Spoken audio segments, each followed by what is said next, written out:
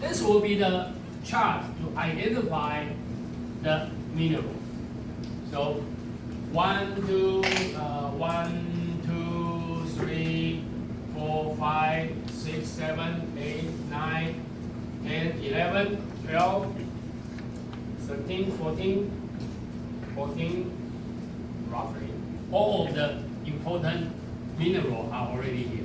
So that means you just look at this figure, that'll be good enough. Okay?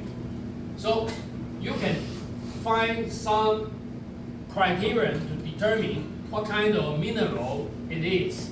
So mainly, we will focus on the cleavage.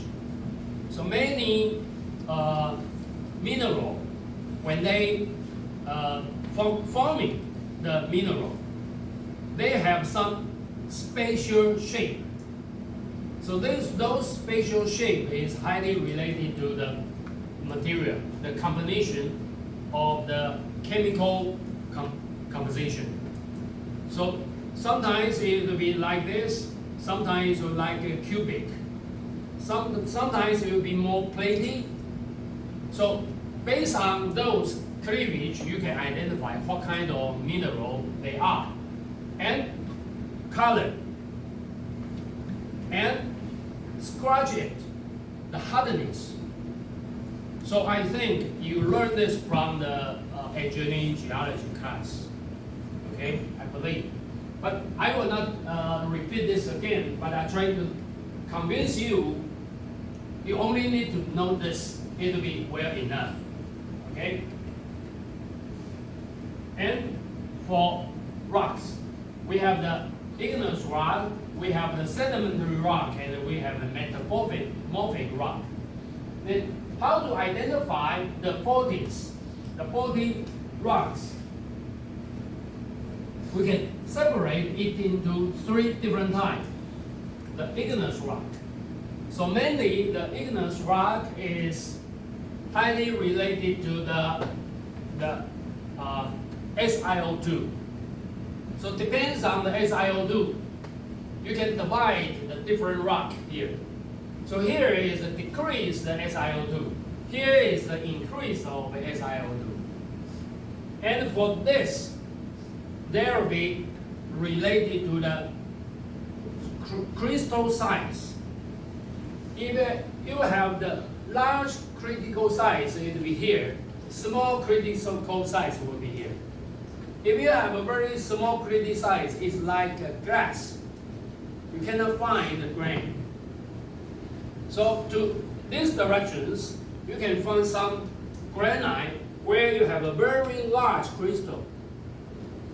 So this will be the critical size. And this will be the spatial type. This will be the pyroclastic. So there will be the explosion of the volcano. So explosion, dropping down, and sediment fall into another type of igneous rock. So basically, here where we have roughly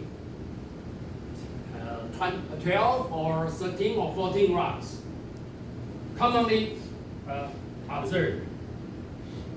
And this will be the sedimentary rock. Basically, the sedimentary rock can be classified into 2 different types. One is the clastic sedimentary rock, like a gravel, conglomerate, sandstone, and siltstone, and claystone. Okay, so you're familiar with this from the soil mechanics. The gravel, sand, silt, and clay. So we have a conglomerate, we have the sandstone, we have the siltstone, and we have a claystone. So this will be the clastic rock. And we have the non-clastic rocks, like the dolomite, calcite. This will be the non-clastic rocks. So based on the chemical composition, we can divide into different non-clastic sedimentary rock. Understand? So here again, 12 or 13. So the common phase rocks already here. And metamorphic rock. Again, we have two different types of metamorphic rocks. One is foliated, another is non-foliated. Okay? And based on the pressure and temperature, you will have a different metamorphic degree. Then based on the different metamorphic degree, you can categorize the rocks into different types. Okay, so the 40 is here. We have a textbook of the mineral and rocks in this size. For us, for civil engineering students, we don't need to read that thick book. Just look at those tables. You understand 16 mineral, you understand 14 rocks.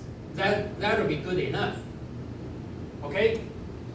And I think I provide a word file to you to show some characteristics of the rock forming mineral. I think it's in E class. There is a word file. That word file is my homework when I was the PhD student in the National Yang Jiaotong University. So my teacher teach the rocket mechanics. He asked the students to write a report to learn the mineral and learn the rocks. So I write it and I prepare a document. If you are interested in it, please read it. And the other important material is the appendix in the textbook of Goodman. You know, we use another textbook. But the textbook of Goodman is also an important textbook because of the professional examination. 技师考试要看 Goodman 的那本，为什么呢？因为很多学校也是用 Goodman 的那本当教科书，所以里头都有一些材料是考试的时候会考的。所以 please read the appendix of the Goodman. So all of this material in English can be found in the textbook of Goodman. Okay, then I will stop here. Then the discontinuities. We have quite a lot of discontinuities, including the primary discontinuities and the secondary discontinuities. The primary discontinuities means the discontinuities formed during the forming of the rocks. So that will be the primary discontinuities. The secondary discontinuities will be the discontinuities formed after the rock form. Okay? So the bedding plane will be the primary discontinuities. And the joint, foliation, cleavage, those will be the secondary discontinuities. So in this figure, I show some picture to show you how the rocks are cut into blocks by the discontinuities. Okay? I think you can understand what does it mean for discontinuity, right? 不连续面，这个应该是很清楚的概念啊，就顾名思义。Okay. So this will be the photo of bedding plane. I will not go through the detail, just showing you some picture. And the bedding plane is a very important weak plane for the deep slope bedding. So you know this is the a very tragedy for the Lincoln Dajun deep slope bedding. And in Taiwan we have a lot of deep slope bedding.